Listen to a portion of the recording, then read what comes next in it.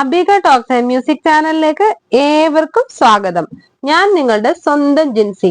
ദേഷ്യം അമിതമായി വരുമ്പോൾ ഒന്ന് നടക്കാൻ പോയാലോ? മനസ്സിനെ ശാന്തമാക്കാൻ ഇതാ ചില ടിപ്സുകൾ. ഇത് കേട്ടപ്പോൾ തന്നെ നിങ്ങൾക്ക് ദേഷ്യം വരുന്നു എന്ന് എനിക്കറിയാം.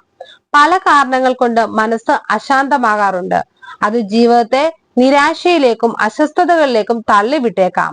ജീവിതത്തിന്റെ തിരക്കുകൾ, സാമ്പത്തിക പ്രതിസന്ധികൾ, ജോലി സമ്മർദ്ദങ്ങൾ, ബന്ധങ്ങളിലെ വിള്ളലുകൾ തുടങ്ങിയ കാരണങ്ങൾ ഒട്ടേറെയാണ്. അത്തരം സാഹചര്യങ്ങളിൽ മനസ്സിനെ ശാന്തമാക്കാൻ എന്താണ് വഴി? ഓർക്കുക, ശാന്തമായ മനസ്സിൽ നിന്നേ ക്രിയാത്മകമായ ചിന്തകൾ വളരൂ. ശാന്തമായ മനസ്സ് പ്രതിസന്ധി ഘട്ടങ്ങളിൽ പുതിയ വഴികൾ കാണിച്ചു തരും.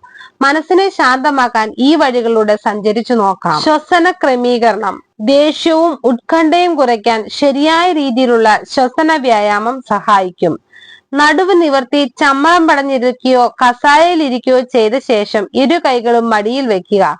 ദീർഘമായി ശ്വസിക്കുക. ഇത് പലതവണ ആവർത്തിക്കുന്നത് മനസ്സിനെ ശാന്തമാക്കാൻ നിങ്ങളെ സഹായിക്കും. തുറന്ന് സമ്മതിക്കുക. നിങ്ങൾക്ക് അമിത ദേഷ്യവും ആകുലതയും ഉണ്ടെന്നുള്ള കാര്യം സ്വയം അംഗീകരിക്കുക. നിങ്ങൾക്ക് ഉള്ളിൽ അനുഭവപ്പെടുന്ന ആരെയും മുറിവേൽപ്പിക്കാത്ത രീതിയിൽ പ്രകടിപ്പിക്കുക. പങ്കുവെക്കുക. നിങ്ങളുടെ ഉള്ളിലെ വേദനകൾ, അസ്വസ്ഥതകൾ പ്രിയപ്പെട്ടവരുമായി പങ്കുവെക്കുക. തുറന്ന സംസാരവും അതുവഴി മറ്റുള്ളവരിൽ നിന്ന് ലഭിക്കുന്ന ആശ്വാസവും പിന്തുണയും മുന്നോട്ടുള്ള സഞ്ചാരത്തെ ശക്തിപ്പെടുത്തും. ചിന്തകളെ ചോദ്യം ചെയ്യുക. പലപ്പോഴും നമ്മുടെ ചിന്തകൾ ശരിയായത് ആകണമെന്നില്ല. നാം ചിന്തിക്കുന്നത് പോലെ ജീവിതം പരാജയങ്ങളുടെ തുടർക്കഥ ആവണമെന്നുമില്ല. എന്റെ ജീവിതത്തിൽ ഒരു മാറ്റവും വരുന്നില്ലല്ലോ എന്ന ചിന്തയായിരിക്കും ചിലപ്പോൾ.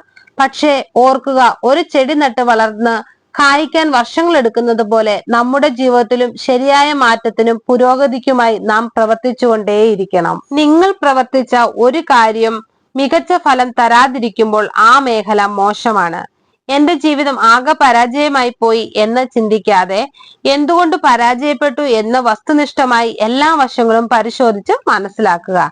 അതേ മേഖലയിൽ വിജയിച്ചവരുടെ വഴികൾ പിന്തുടരുക. പുറത്തു വിടുക. അമിത ഉത്കണ്ഠയും ദേഷ്യവും മറ്റുമുള്ളപ്പോൾ നടക്കാനോ മറ്റോ പോകുന്നത് നിങ്ങളുടെ ശരീരത്തിൽ സെറാട്ടോണിന്റെ ഉൽപാദനം വർദ്ധിപ്പിക്കും. ഇത് മനസ്സിനെ ശാന്തമാക്കും. സങ്കൽപ്പിക്കുക. ശ്വസന വ്യായാമങ്ങൾക്ക് ശേഷം ശാന്തമായ ഒരിടത്ത് നടുനിവർത്തിയിരിക്കുക. കണ്ണടയ്ക്കുക. നിങ്ങൾ ശാന്തമായ അവസ്ഥയിലേക്ക് വരുന്നത് മനസ്സിൽ കാണുക. അതേ ശാന്തമായ അവസ്ഥയിൽ വളരെ സമ്മർദ്ദമുണ്ടാകുന്ന ഒരു സാഹചര്യത്തിലൂടെ നിങ്ങൾ സഞ്ചരിക്കുന്നത് മനസ്സിൽ കാണുക. അതേ ശാന്തത നിലനിർത്തുന്നത് കാണുക.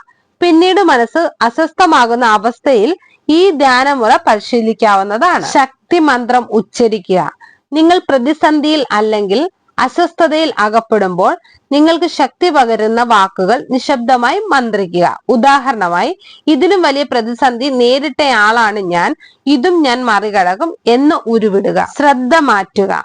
അസ്വസ്ഥപ്പെട്ടിരിക്കുന്ന സ്ഥലത്ത് നിന്ന്, വ്യക്തിയിൽ നിന്ന്, സംസാരത്തിൽ നിന്ന്, ചിന്തയിൽ നിന്നും മാറുക. ഇത് പെട്ടെന്ന് നിങ്ങളുടെ മൂഡ് മാറ്റും. ശക്തി സ്രോതസ്. ഒരാൾ ദേഷ്യത്തിലോ ഉത്കണ്ഠയിലോ ആയിരിക്കുമ്പോൾ അനാവശ്യമായതും യുക്തമല്ലാത്തതുമായ ചിന്തകൾ വളരെയേറെ ഊർജം വിനിയോഗിക്കുന്നു. ശാന്തമായിരിക്കുമ്പോൾ നിങ്ങൾക്ക് എളുപ്പത്തിൽ മനസ്സിനെ തൊടാവുന്ന ഒരു വസ്തുവിനെ നിങ്ങളുടെ ശക്തി സ്രോതസ്സായി തിരഞ്ഞെടുക്കുക. ശരീരത്തെ റിലാക്സ്ഡ് ആക്കാം.